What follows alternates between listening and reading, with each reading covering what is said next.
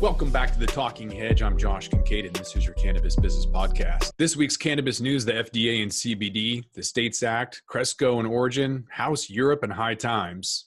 This week brought in big cannabis news with the FDA setting its first hearing regarding CBD's legality in food and drinks for May, and the States Act, which aims to protect cannabis businesses and users in legal states from federal intervention, being introduced in Congress.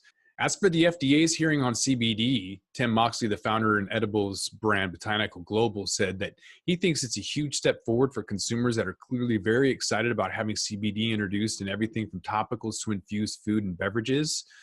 A surge of businesses are coming out with CBD products, and FDA guidelines and rules would enable the industry to seriously commit to producing the hemp-derived products that are already being sold in legal states. In other news, Cresco Labs acquired Origin House for about $825 million. The CEO told Green Market Report that many of these combined companies feel they can be stronger competitors if they're bigger players. It feels as if all the multi-state operators are prepping themselves for the day that all the state lines drop with regards to the cannabis industry. And Cresco Labs has a great reputation in the industry, so she's sure that the Origin House is happy to team up with them. Here's a brief recap of the top cannabis stocks with a market cap above $400 million.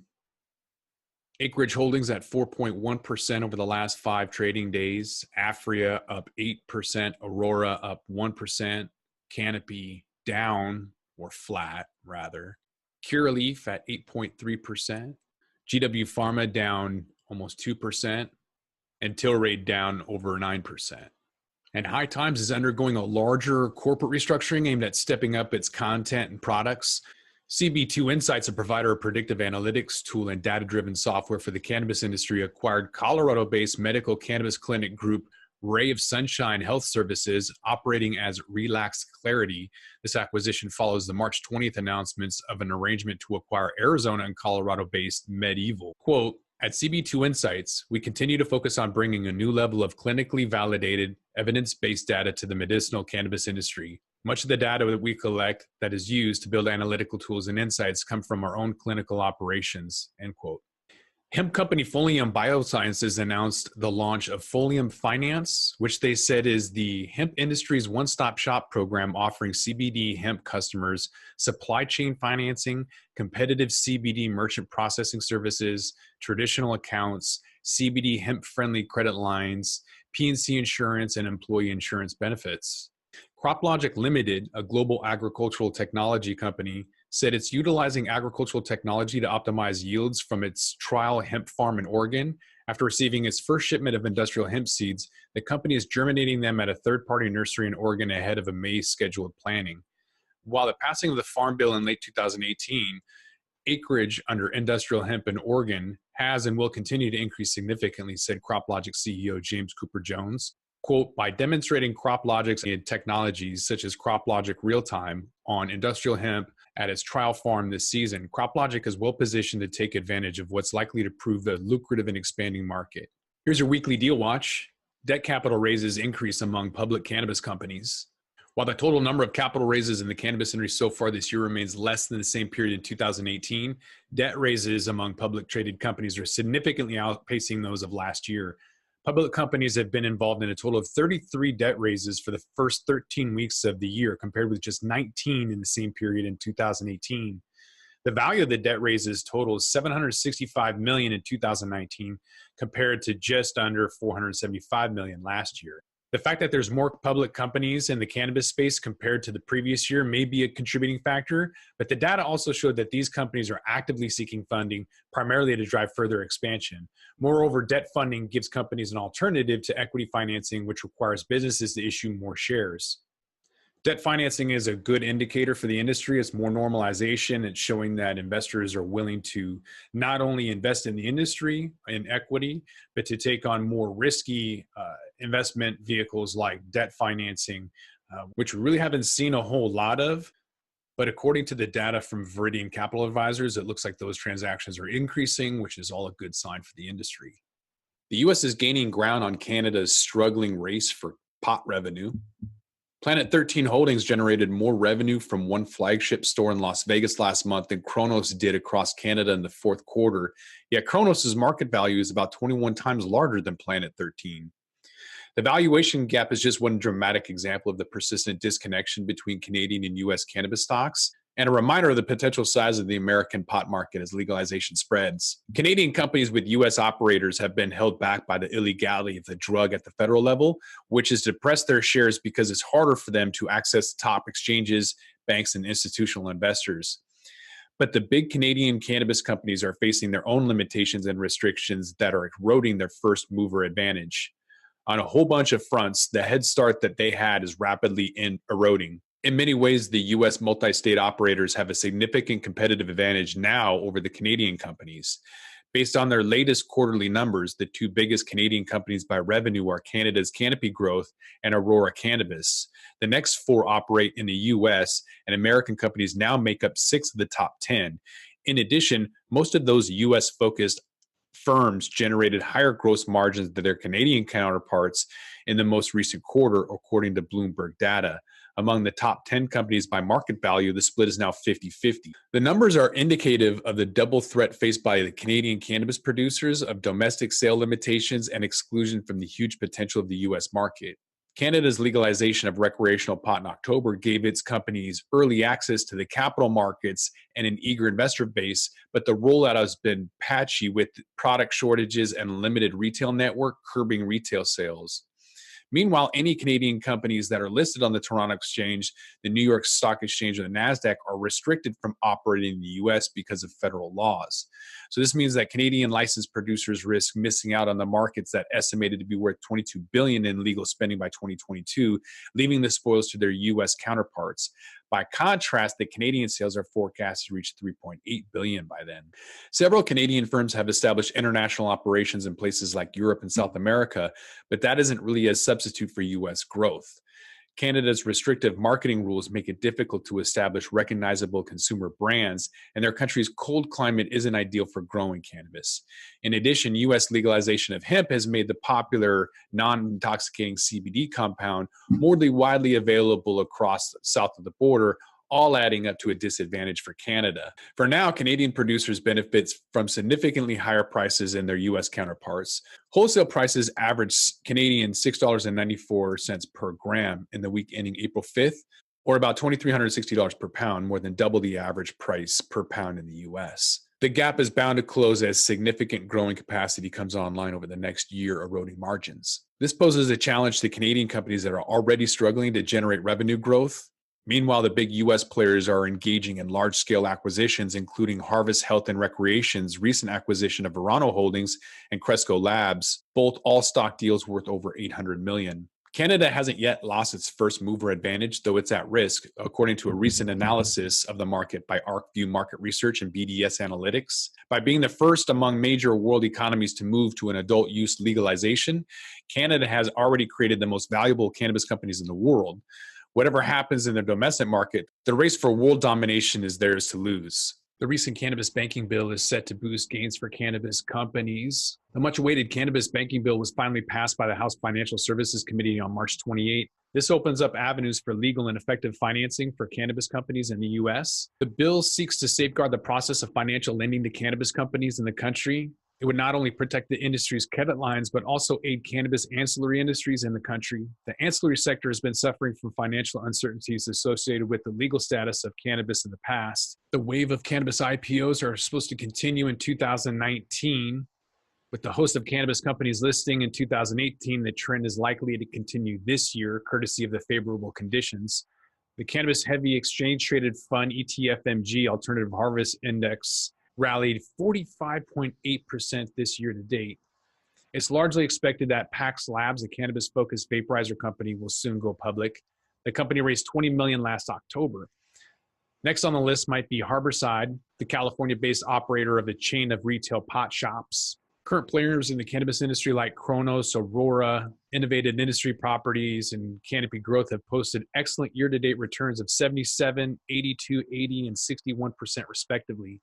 Canada made history by becoming the first G7 country and the second country overall to legalize adult use cannabis.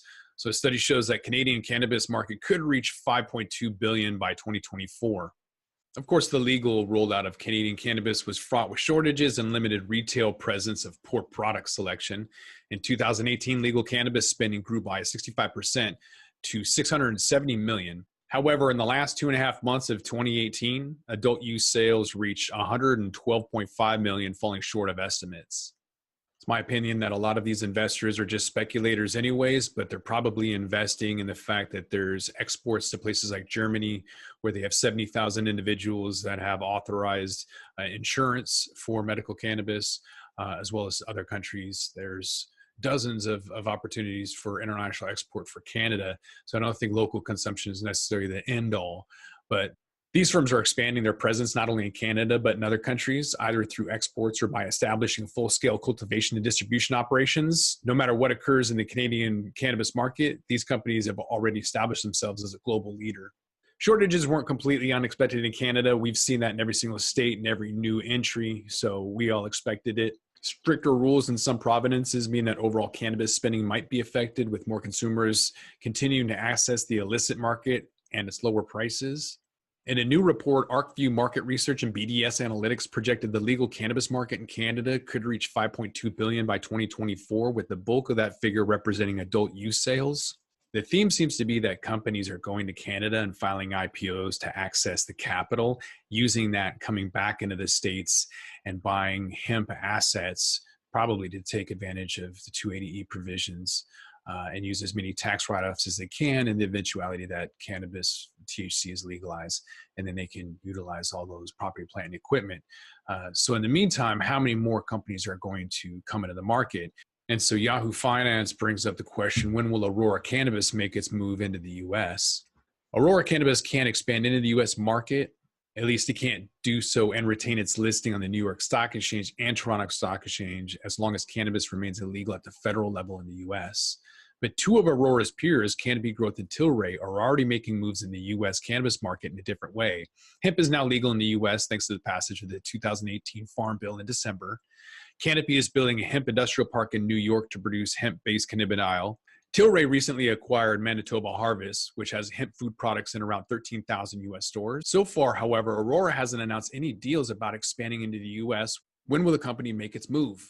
Aurora executives stated in the past that they were eager to expand in the U.S. hemp market, but after the 2018 Farm Bill became law in the U.S., legalizing hemp in the process, Aurora took no immediate action. The main question for Aurora Cannabis with its expansion into the U.S. hemp market is not if, but when. Discussions and negotiations with prospective partners take time. Aurora chairman Michael Singer told BNN Bloomberg recently that an announcement of partnership could be on the way within the next 6 months. Singer said that Aurora is in active talks with several companies, including some of the consumer packaged goods and beverage industries. The bottom line is that Aurora Cannabis is coming to America in a major way. It's just not as big of a rush to do so as some investors might prefer. Washington State could really use some of that Canadian investment capital, as this chart from Marijuana Business Daily shows low prices and lack of investment stifling the cannabis growth capacity in Washington State. Many of Washington State's recreational cannabis cultivators are using half or less of their licensed canopy, driven in part by low wholesale prices and a lack of available capital investment, according to a report conducted by the state's regulators. Over the course of a year, the Washington State Liquor and Cannabis Board, or LCB, surveyed 1,155 licensed to determine capacity utilization and why the results were so low. The reasons were repeatedly cited. Number one, concerns about overproduction. Even though the Canopy report shows most cultivators aren't growing at a full capacity, doesn't mean overproduction isn't a problem. According to Jerry Moberg, CEO of Canasol Farms in the Okanagan Valley and president of the Washington Sun Growers Industry Association. The only piece of evidence you need to know is that there's an overproduction is that you can buy an ounce for $40 down the street, he said. Businesses are going out of business left and right. The LCB has the authority to change a cultivator's license type if the business fails to use at least 50% of its allocated canopy, though regulators currently have no plans to do so. Rather than stepping down the licenses, Moberg would like to see the LCB go after cultivators who are growing beyond canopy limits. Number two is access to capital is problematic. Washington state cannabis companies are barred from accessing out-of-state capital, but Aaron Pickus, spokesperson for Washington Cannabis Business Association, said his trade group is vigorously advocating for at least a partial lift of that ban. A lack of capital creates a barrier to increasing the value and footprint of your business, Pickus noted. But the low price point for flower may limit investors' interest if flower is a grower's sole focus. The biggest return on investment that we would see in Washington is going to be on the R&D side, the talent acquisition side, areas like that, Pika said. Number 3 is the prohibitive cost of expanding cultivation facilities. Fully building out a cultivation operation can prove to be a cost-prohibitive undertaking. Alex Cooley, co-founder and vice president of Seattle-based Solstice Cannabis, estimated a cost of $100 per square foot to develop indoor grow space, but it could easily hit $250 to $300 per square foot, depending on the bells and whistles in the operation. Cooley offered a ballpark figure of up to $25 per square foot to develop an outdoor cultivation operation. He said the price for greenhouse development was somewhat between indoor and outdoor setup costs. We covered this in a previous podcast for Cannabis Lab, Lawyers, Accountants, and Bankers, where Todd Arkley of Arkley Accounting Group said that he doesn't even recommend Washington to investors. There's been a massive lack of investment, but for a lot of reasons. There's just too many limitations in the state and too many producers. And so ultimately, it's just cause for a lot of restriction and lack of growth. And ultimately, a lot of companies aren't doing well because of the lack of banking and alternative investment on top of that.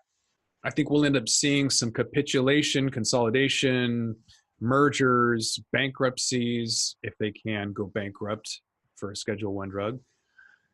But ultimately, there's going to be a lot of people that lose their mom and pop shops. And so there's some hidden costs to losing local businesses. For example, a corporate chain can't replace a neighborhood character and variety.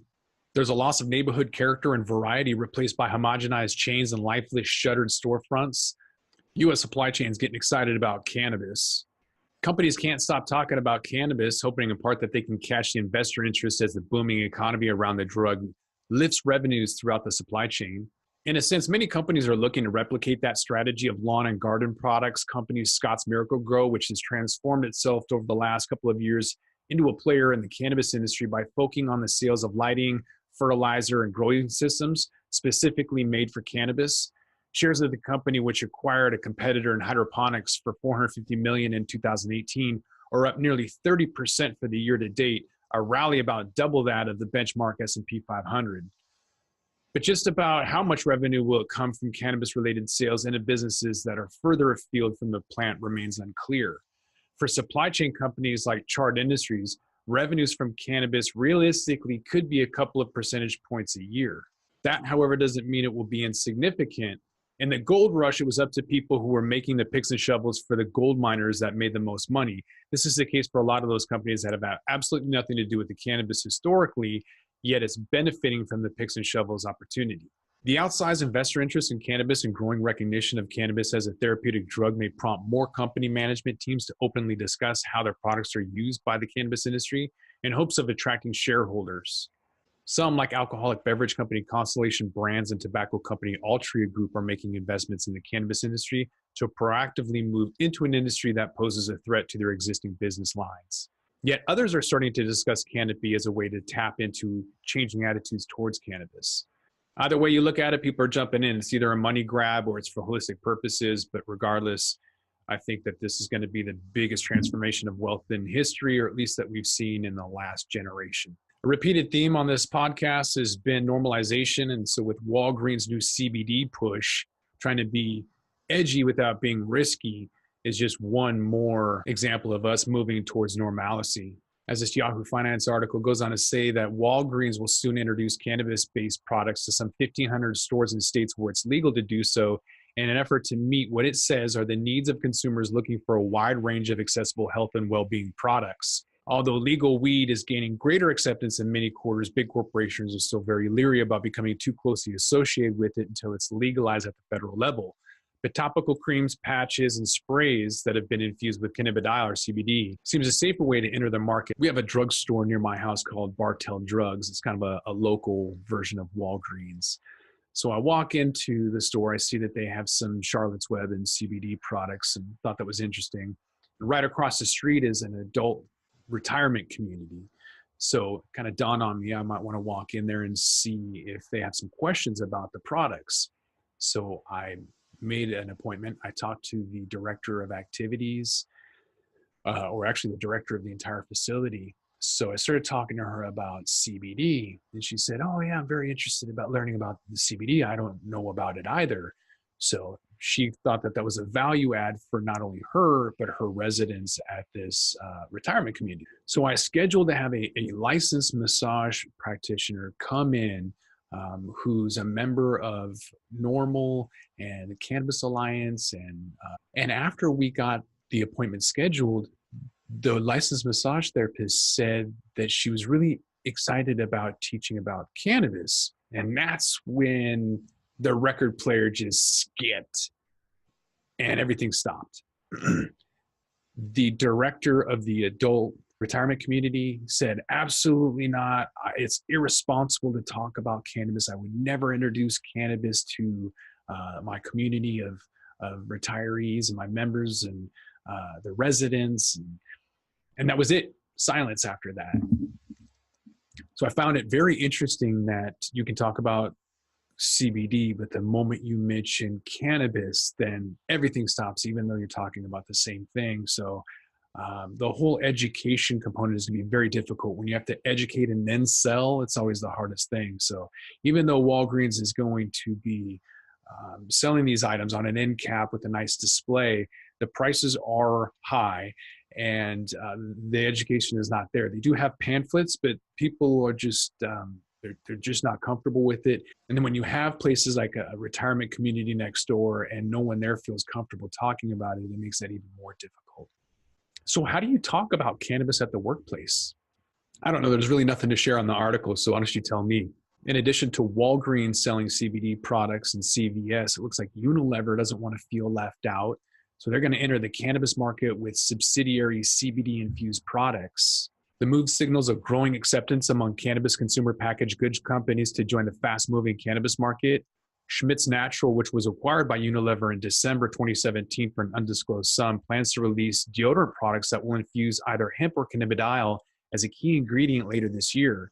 Now, with Unilever entering the cannabis space, the floodgates could be set to open for other major consumer good companies to offer similar cannabis-related products. As CBD tries to expand, New York is reining it in. There's confusion in the emerging CBD edibles businesses.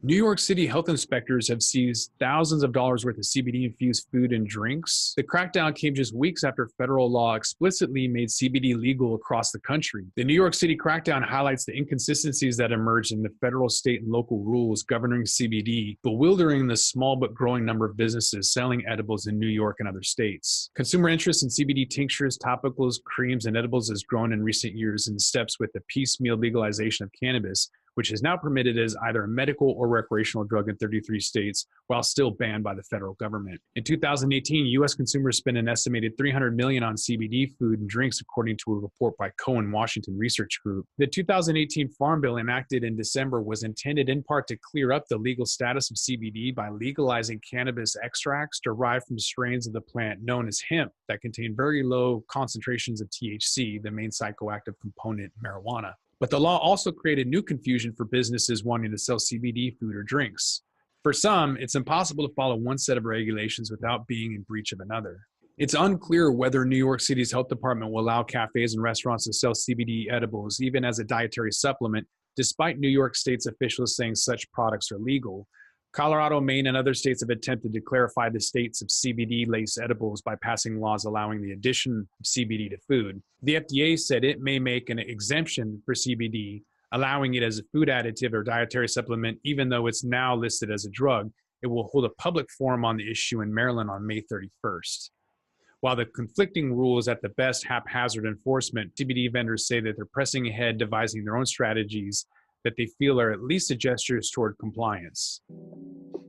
And with that, we're going to roll this one up. I'm Josh Kincaid. This is the Talking Hedge, your cannabis business podcast. Like, subscribe, and share, or don't, and I'm out.